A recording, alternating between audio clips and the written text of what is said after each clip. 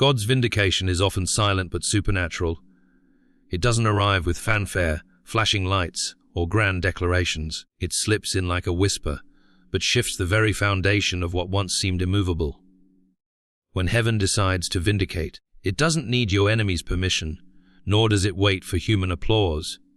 It moves with authority, not volume. It moves through quiet rearrangements, not loud revenge.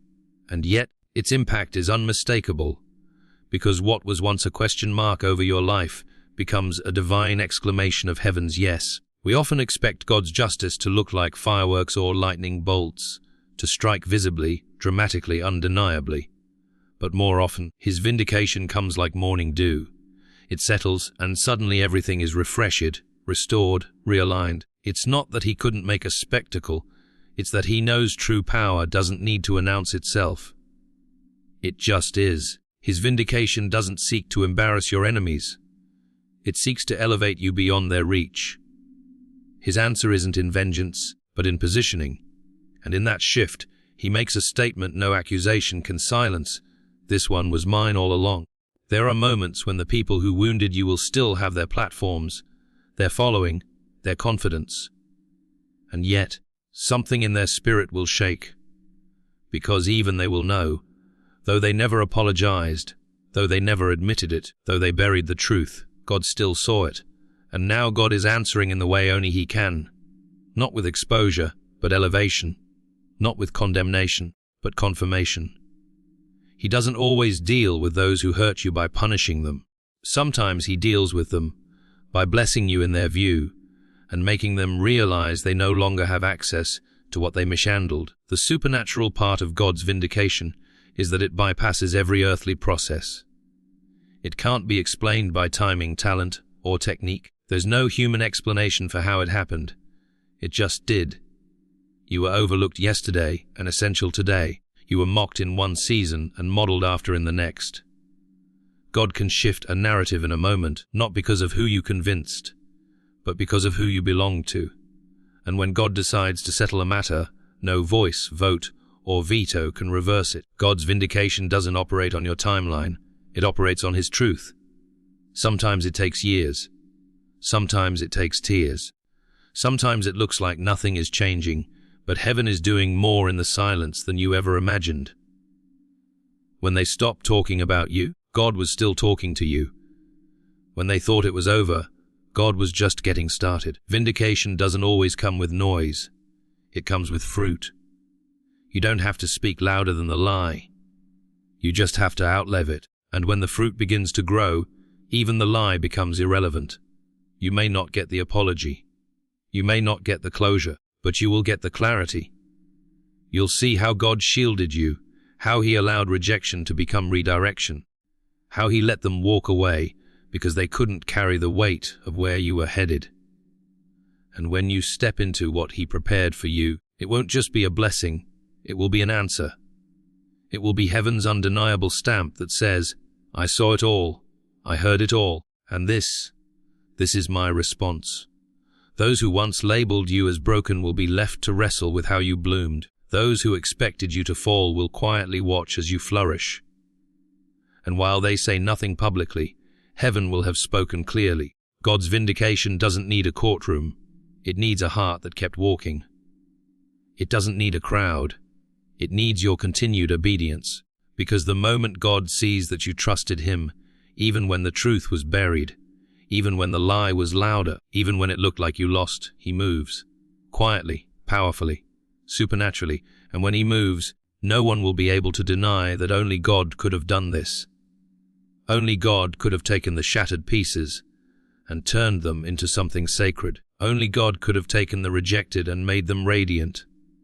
Only God could have taken the silence and filled it with justice. Not the kind that gets even, but the kind that gets elevated. The kind that makes it clear this was not revenge. This was redemption. There are moments when the most powerful thing you can do is nothing at all. When your silence is not weakness but wisdom. Not fear but faith. In a world that demands reaction, where every insult seeks a reply and every accusation begs for a defense, stillness becomes a weapon forged in the furnace of trust. When you chose not to defend yourself, not to retaliate, not to clear your name in the court of public opinion, heaven took notice. Because your stillness wasn't passive, it was prophetic. You didn't need to shout to prove your innocence. You didn't need to argue to prove your anointing. You didn't need to match their slander with your side of the story. Why? Because you knew who held your story, and while they spun false narratives and whispered in shadows, you stood still in the presence of the one who writes the final chapter. Your restraint wasn't cowardice, it was covenant. It was the choice to let God be your voice when the noise became too loud to reason with. Stillness is a spiritual statement. It says, I trust the justice of heaven more than the judgment of man. It says, I don't need to win this moment. I need to be faithful in it. It says, God knows the truth, and that's enough for me. And that kind of stillness doesn't go unnoticed. It unsettles those who expect chaos. It silences those who depend on conflict. Because nothing confuses the enemy more than when the one they tried to provoke refuses to respond. Their accusations were designed to draw you out of character, to make you panic, to make you prove something. But stillness was your shield. While they were loud, you were listening. While they threw stones, you built altars. While they tried to break your image, God was building your integrity. And now, without a single shout, you've outlived the slander. Your peace has preached a better sermon than your rebuttal ever could. The people who once questioned, you are now convicted by the quiet evidence of fruit. The ones who waited for you to lash out have watched you grow instead. They underestimated the power of stillness. They forgot that Jesus himself, when falsely accused, opened not his mouth. He didn't need to argue his worth. He didn't need to explain his mission. He simply trusted that the cross would speak louder than the crowd. And it did. In your silence, God was working. He was shifting rooms you weren't in. He was softening hearts you thought were hardened forever. He was raising your name in places where it had been dishonored. You didn't have to network your way into purpose or campaign your way into favor. You just stayed still, and God made moves on your behalf. That kind of stillness isn't laziness, it's divine positioning. You were not idle, you were aligned. Now the ones who once accused you are silent, not because they found new targets, but because the fruit has spoken. The very things they said you lacked. Character, calling, capacity, God has now displayed openly, and they can no longer reconcile their version of you with the reality God is revealing. That's the power of stillness. It gives room for God to show what words could never prove. So if you're in a season where the accusations are loud, but heaven is quiet, take heart. Don't rush to fix what God is still forming. Don't dilute your peace trying to convince people who were never assigned to believe in you. Your silence isn't weakness, it's wisdom. Your calm isn't defeat, it's divine confidence. Because sometimes the loudest thing you can say is nothing at all. They'll remember how you didn't fight. They'll remember how you didn't respond. They'll remember how you kept walking, kept praying, kept trusting. And eventually, they'll realize your stillness wasn't silence. It was a sound only heaven could interpret. A sound that said, God will fight for me, I will hold my peace. And in the end, that peace was louder than every accusation combined. They're not weeping because they miss you. They're not weeping because they lost access to you.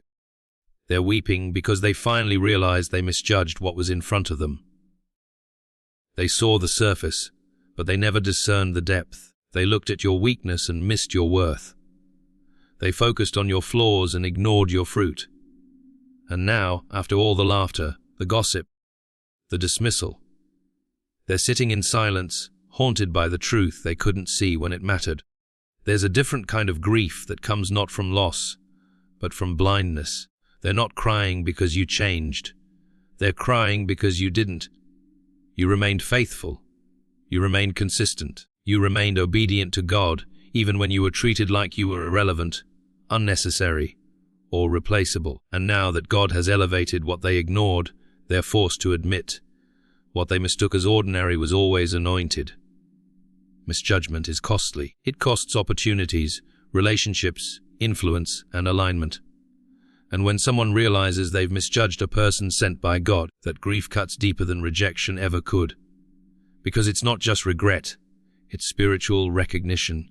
It's the slow, agonizing realization that they had access to something rare, something holy, something divinely orchestrated, and they treated it like it was common. They mishandled what they didn't take time to understand. You weren't loud. You weren't flashy. You weren't demanding attention. That's why they missed it. You served in silence.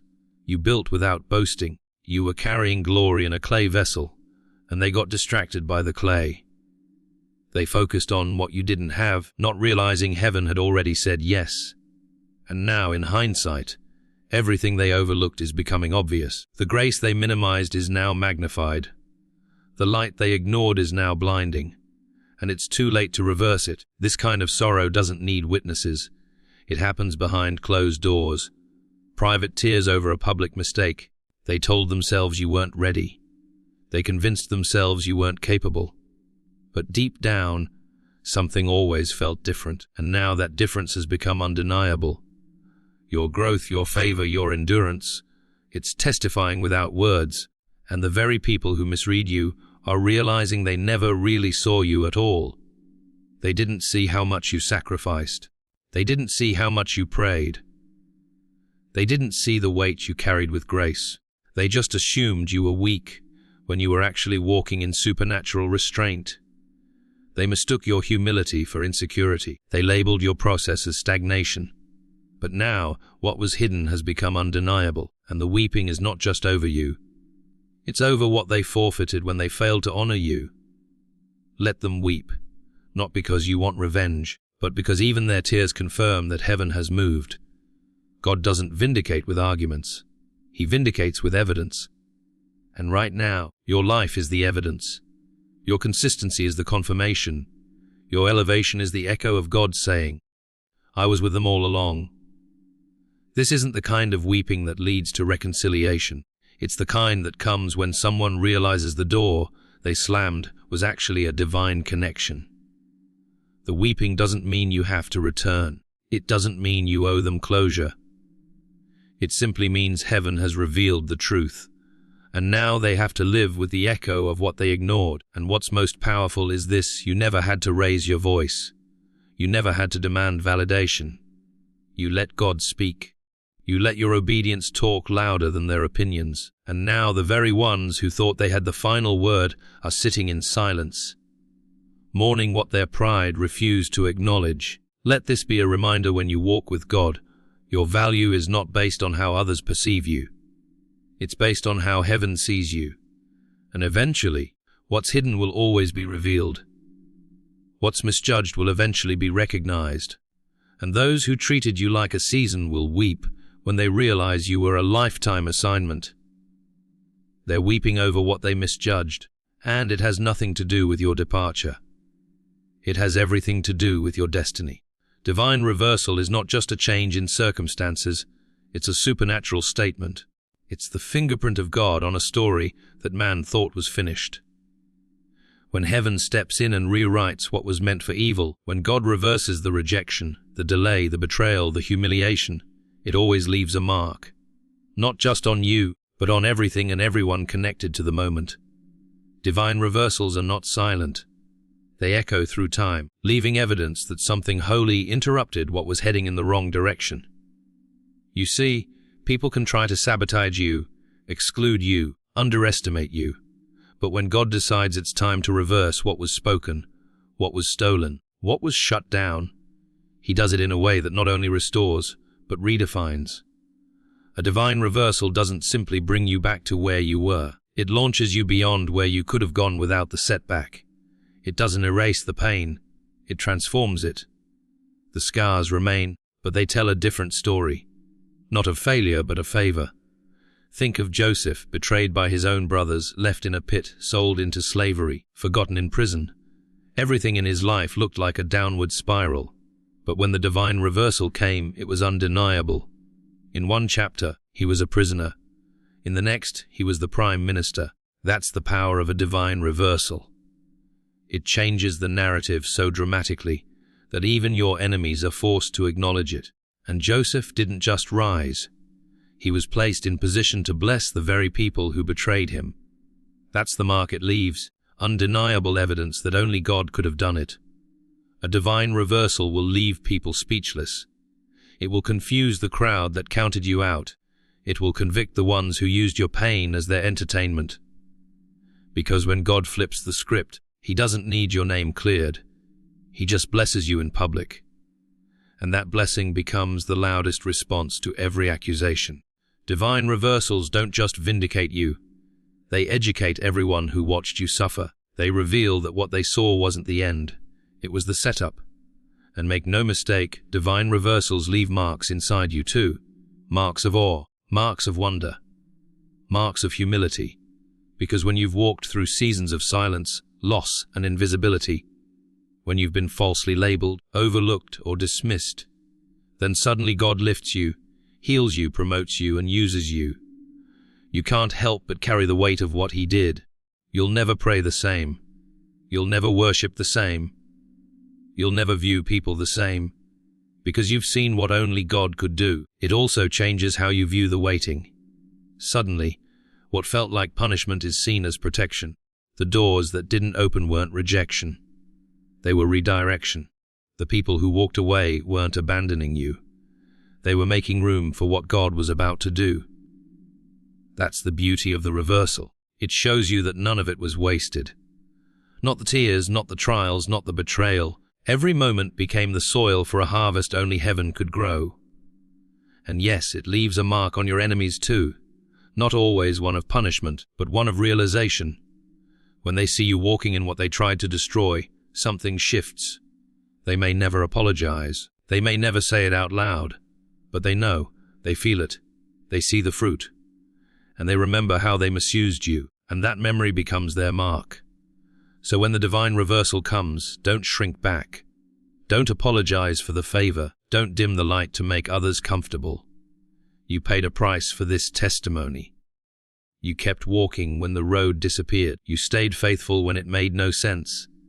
And now the reversal has arrived, not just to bless you, but to mark the moment with glory. Because divine reversals don't just change outcomes, they change legacies. They shift atmospheres. They silence critics. They realign destiny. They leave a visible spiritual and eternal mark that says God was here, and He turned it all around.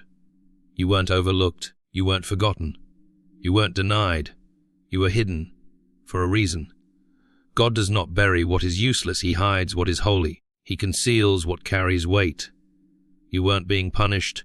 You were being preserved. Hiddenness is not the absence of purpose. It is the preparation for it. While others rushed to the stage, God kept you in the shadows, not to stunt your growth, but to strengthen your roots. Sometimes we mistake delay for denial, when in truth, it's divine strategy. God kept you covered while He refined what they couldn't see. You were walking through fire, but no one saw the flames. You were climbing mountains in silence, and no one cheered your steps. But God was watching. He was building you when no one was booking you. He was downloading wisdom when no one was listening to you. He was developing your discernment when you had no platform to prove it. You were hidden not because you weren't ready for them, but because they weren't ready for you. The hidden season is the sacred season. It's where your character is carved and your calling is clarified. It's where God teaches you to need no audience but His presence. You learn how to pray without performance. You learn how to worship without reward. You learn how to obey without applause. And in that secret place, you become dangerous to the darkness, not because of your volume, but because of your vision. You begin to see differently. You begin to move differently. You begin to think in kingdom terms, not popularity metrics. You were hidden because premature exposure could have damaged you. The spotlight can reveal, but it can also burn. God, in His mercy, kept you behind the veil until you could carry the weight of the assignment without crumbling under it. And when the time came, heaven didn't need permission to promote you. You were revealed for a season, the season. And when that unveiling happens, it's not subtle, it's strategic, it's sudden, but it's not random. The same people who never saw you coming are now asking where you came from, but you didn't come from nowhere.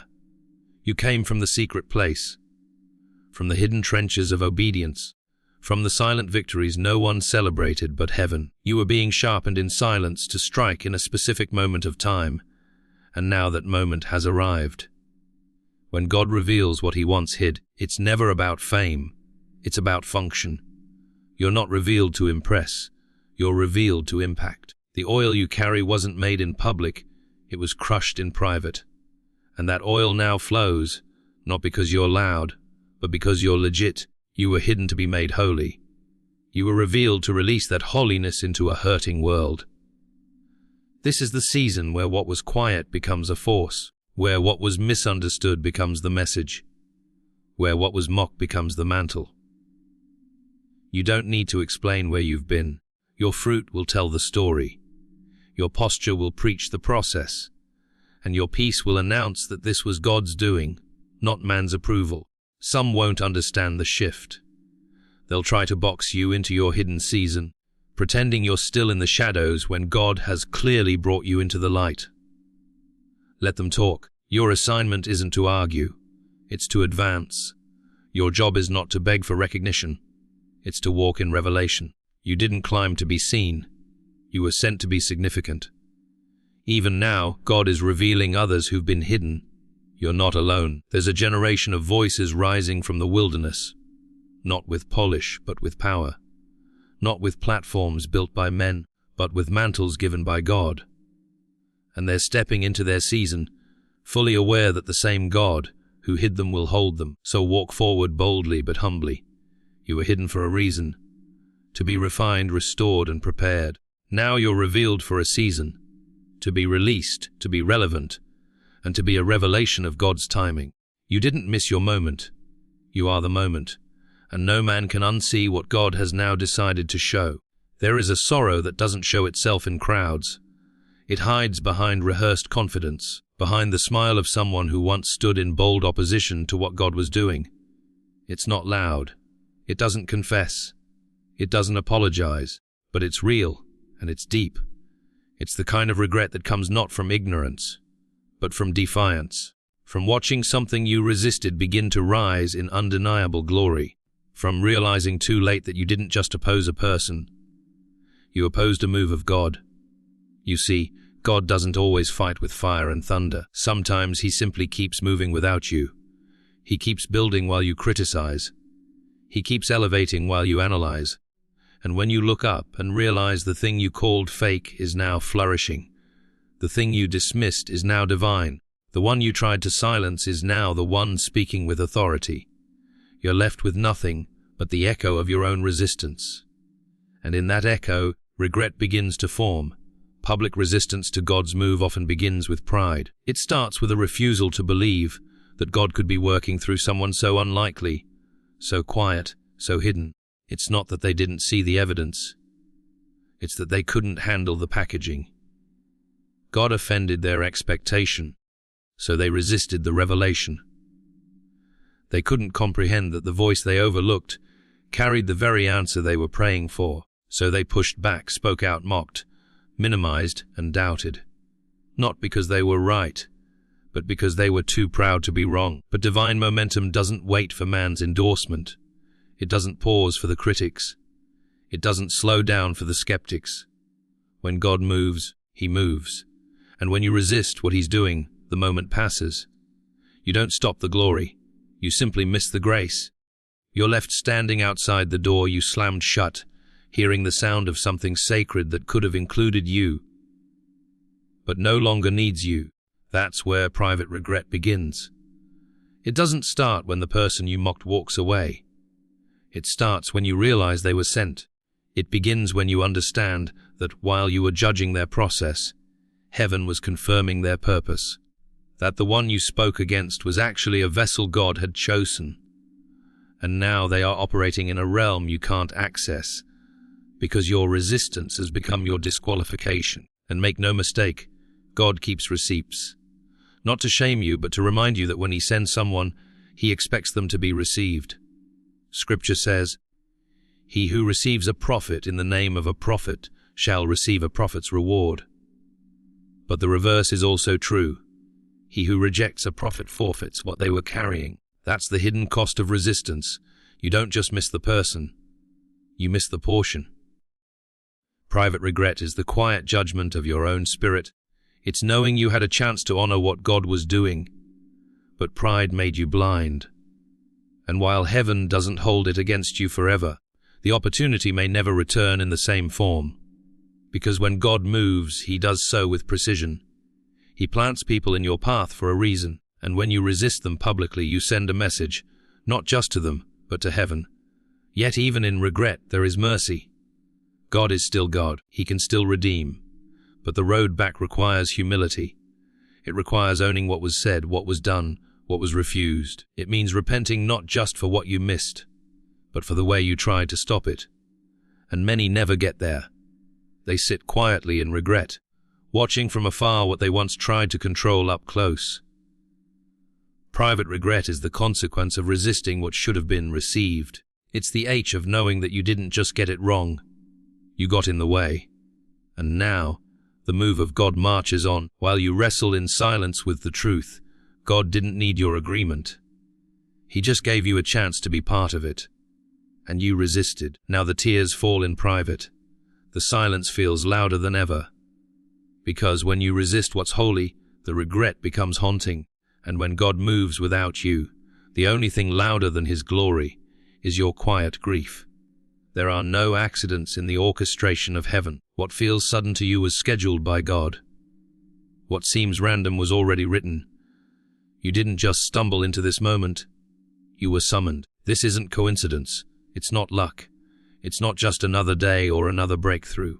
It's an appointment, divinely set, perfectly timed, and supernaturally confirmed. We often treat holy moments like surprises because they arrive in packages we didn't expect. They come through delays, detours, disappointments. We cry through the waiting, not realizing the wait was part of the setup. We question the timing, not understanding that the timing is proof of God's intention. Heaven doesn't rush. God isn't guessing. Everything he does is by design. And this moment you're standing in, the open door, the long-awaited clarity, the breakthrough that caught others off guard, was never accidental. It was assigned to you. God is not scrambling to bless you. He's not reacting to what people did. He's not trying to fix what life broke. He's fulfilling what he already planned. You've walked through some dark places. You've questioned if the silence meant you were forgotten. But all the while, heaven was holding your place in the schedule. You weren't late. You weren't early. You were being aligned. And now the fullness of time has arrived. There are things that only happen in certain divine windows. God has moments in his calendar where he releases what no man can block and no devil can delay. And when that moment comes, it may feel like everything changed overnight. But it didn't. It changed the moment you decided to stay faithful when nothing was moving. It shifted when you kept obeying when nothing made sense. That quiet obedience was the alarm clock for heaven's appointment. This moment is confirmation that the pain had purpose, that the silence had structure, that the wilderness wasn't a waste. It was the place where your roots grew deep enough to carry what's now being released. You didn't just survive the process, you qualified through it. And now the door is open, not because you forced it, but because God scheduled it, and because this moment is an appointment. It comes with responsibility. Divine moments demand divine attention. You can't treat this like any other opportunity. You can't handle this with casual hands. This moment is holy. It's saturated with heaven's intention. That means you must steward it with focus, reverence, and trust. Not fear, but the kind of awe that says, God, I see you. I see that you've brought me here, and I won't waste what cost me everything to reach. The beauty of a divine appointment is that it doesn't need validation from man. You don't need everyone to understand how you got here. The people who thought you'd never rise won't be able to deny that you're standing in something they didn't build and can't dismantle. When God sets the appointment, he clears the calendar. He removes the noise. He silences the critics. And he puts you exactly where you were meant to be. Not by politics, not by popularity, but by providence. You may have felt invisible in the last season, but invisibility was part of the incubation. God hides what's holy until the time is right, and now He's revealing what He refined. You're not stepping into a random moment, you're stepping into fulfillment, into prophecy, into purpose. And the peace you feel, even in the pressure, is proof that heaven is backing this moment. So walk boldly, speak with clarity, move with confidence. You didn't manipulate your way here. You didn't compromise your way here. You followed the cloud. You trusted when it hurt. You prayed when it was quiet. And now this moment is God's reward, His signature, His way of saying, I never forgot. I never failed. I was just waiting for the appointed time. This moment isn't just a blessing, it's a marking. Something shifted, something released, something sealed. And from here on everything changes, not by accident, but by appointment.